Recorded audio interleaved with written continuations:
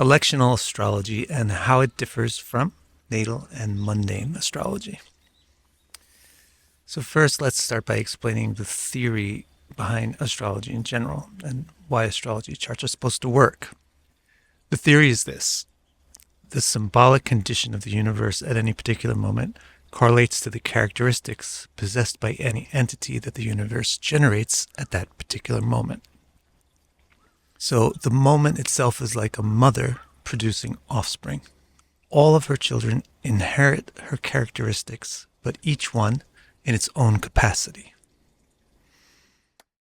So let's imagine a particular moment that's excellent for intellect. Let's say Mercury is exalted while Taurus rises with a half moon exalted. Next, let's imagine two entities that are generated at this particular moment. One of them is an atom and one of them is a human. Both of them are going to inherit the quality of intelligence, but each one in its own capacity. An intelligent atom could participate in a neural network or computer circuitry, but isn't going to invent a light bulb or write a beautiful poem. An intelligent human, however, would likely be very poetic and inventive, but isn't going to fit inside a brain or a microchip. So this just illustrates what I mean by inheritance capacity. Or in other words, the moment is like a mother who produces offspring, and all of the offspring inherit the mother's characteristics, but each one in its own capacity. So on this theme of an atom versus a human, let's segue into comparing mundane astrology with natal astrology. So the term mundane means not alive. Thus, a mundane chart is a chart that's for non-living things. Contrast this with a natal chart. Natal means it belongs to a native, someone who's born, someone who's alive. So mundane charts are for non-living things and natal charts are for living things, and that's the difference. But really, actually, the terms mundane chart and natal chart are misleading.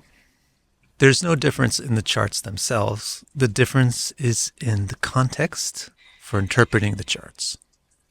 A chart is simply a map of the symbolic conditions of the universe at a particular moment. If we interpret the implications of that map for a living thing, then we're doing natal interpretation. But if we instead interpret the implications for a non-living thing, then we're doing a mundane interpretation of the same chart. Mundane interpretation is often used to evaluate the characteristics of a nation based on the moment that the nation was founded. But it can just as well be used to better understand the nature of any non-living thing. Corporations, schools, marriages, buildings, etc. Now, as for electional astrology, it differs from these other branches in that it is proactive. So for example, if I wanted to build a house, I could have an astrologer search for a particular moment in which the symbolic conditions of the universe have the qualities that I would want my house to have. So if I want my house to be solid and enduring, then the astrologer could look for a moment where the universal conditions are solid and enduring. And once such a moment has been found, I could initiate the construction of my house at that moment. So this proactive choice or selection of a moment is why the whole thing is called electional. Election means to make a choice. So we could say electional astrology ensures that my efforts produce the results that I desire. But there are at least a few very significant limitations that you should be well aware of. Although we will discuss these limitations in the context of electional astrology, also be aware that 4 out of 5 of them apply to any branch of astrology.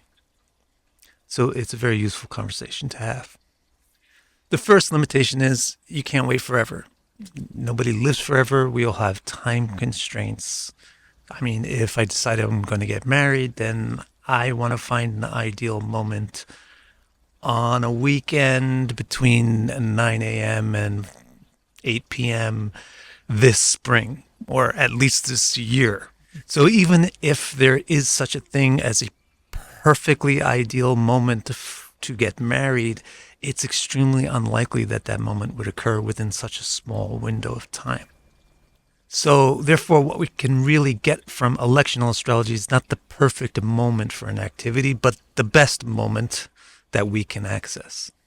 The second limitation is that we can misjudge moments. A moment that looks perfect might not be. The reason for this is that the way the universe displays its symbolic conditions is very, very complex. And the reason why it's very, very complex is because the conditions in the universe are very, very complex. Therefore, the symbolism to describe them has to reflect that. And because it's so complex, it's easy for astrologers to misevaluate charts, partially or sometimes even significantly. The third limitation, beginnings are blurry. So astrology interprets the cosmic timestamp that's active at the entity's moment of creation. But the problem is that creation doesn't really happen in a moment. Creation happens as a process, an evolutionary process. So, for example, when does my home construction begin? Is it the day that I perform some official ceremony? Or is it the day that the foundation is poured? Or is it the day that the site was leveled or selected? The day we signed a contract with the builder? When is it? So because things have plural and blurry beginnings, perfect clinical accuracy is not going to be possible inherently. The fourth limitation, things exist within things. So this one is a ramification of the beginnings problem. Since beginnings happen within beginnings, that means that things exist within other things. People, nations, homes, and so on are not singular monolithic entities. Everything is a composite of many interrelated things.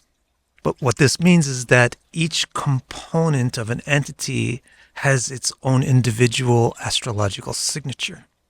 So, for example, even if I do manage to begin my home construction on the ideal moment, that's the beginning of the home. But what about the day that I began building the stairs? Then the stairs have a slightly different destiny than the home itself. The electrician is going to come and start work on a different day, the plumber on another day. So is it really even possible to elect the ideal moment for each nail being used in a home? The fifth and final limitation that I would like to discuss is conditional inheritance.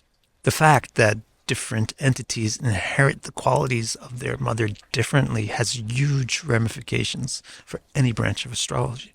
It mandates that the same chart would indicate different outcomes depending on even the native's gender or culture or historical era. And this, by the way, is why such things are not indicated in the chart itself. So that's a natal ramification of this limitation. Electoral astrology is also usually affected by this. If two people elect the same moment to build a home, are they going to get the same result? Possibly, if each of them was born at a moment that pretty much had identical destiny regarding housing. But if this is not the case, and it seldom is, then these two different individuals will get different results because they have different capacities to inherit the positive housing qualities from the moment. Hearing about all these limitations of astrology, you might be thinking, is it even worth it? Well, the truth is that things don't have to be perfect to be extremely useful. In fact, no science, practice, or art is perfect, but humanity benefits from all of them. Astrology is no exception. In the right hands, astrology can be extremely useful to humanity. So, electional astrology might not actually be able to ensure that the results of your actions achieve exactly what you want from them. But it certainly can help ensure that your results get as close as they possibly can to your desired results. And honestly, isn't that extremely useful? And finally, electional astrology has a very interesting benefit, which is not even dependent at all on whether or not it succeeds or fails. See, when you do electional astrology, you're actively acknowledging that your individual will benefits the more that it acknowledges and synchronizes with the universal will. That, in and of itself, is of enormous psychological and spiritual benefit to anyone. So, thank you very much for watching. And if you would like to see my interpretations on your natal chart, I have various reports available on my website. So please have a look at that. The link will be in the description.